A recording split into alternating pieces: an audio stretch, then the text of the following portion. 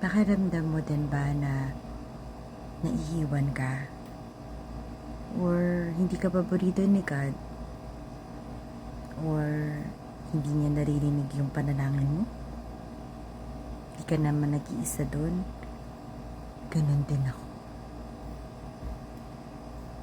Kasi syempre may sarili tayong expectations, may sarili tayong mga pangarap, at may sarili tayong timeline na madalas gusto natin gawin ni God para sa atin bilang siya yung Diyos na mahal tayo, wants the best for us.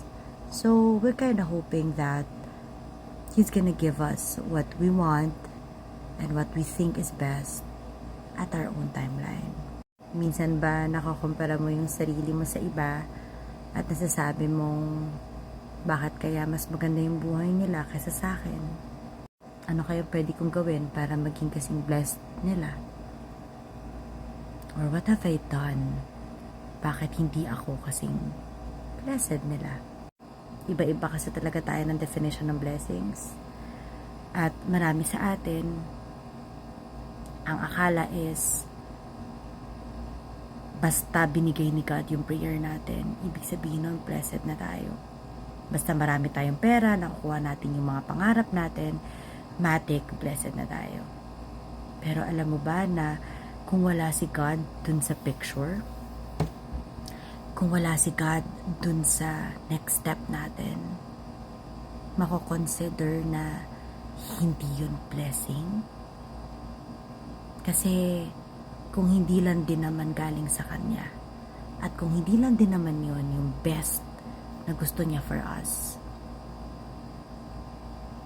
parang ayoko na lang yata. At hindi ako nagpapaka-ipokrita ha.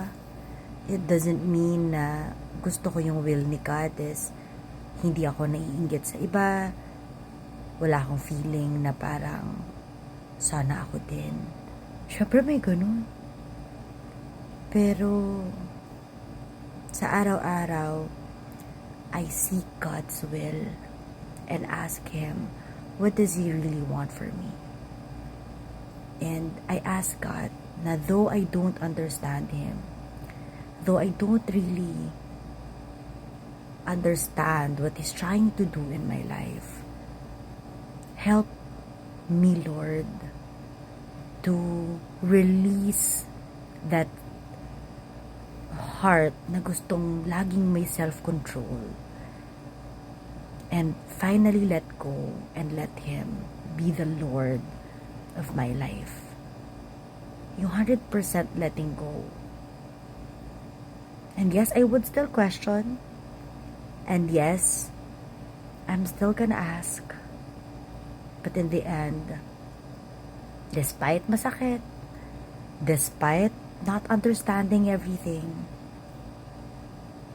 I'm just gonna give it all to God. Can I pray for you? Lord, I pray sa aking sister or brother na nasa kabilang side ng phone na ito. I pray, Lord, for peace. I pray, Lord, for joy and contentment. I pray, Lord, for your comfort to be upon him or her.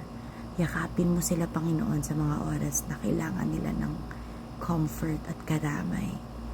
Lagi mong i-remind sa kanila kung gaano mo sila kamahal. Ipaalala mo, Panginoon, kung ano yung mga answered prayers na meron na sila. At makita nila yung blessings na hanggang ngayon ay meron pa rin sila. Na hindi sila dapat mag-alala dahil kasama mo sila. At yun ang greatest blessing na meron sila sa kanilang buhay. Lord, i-bless mo po ang aking kapatid na nasa kabilang screen.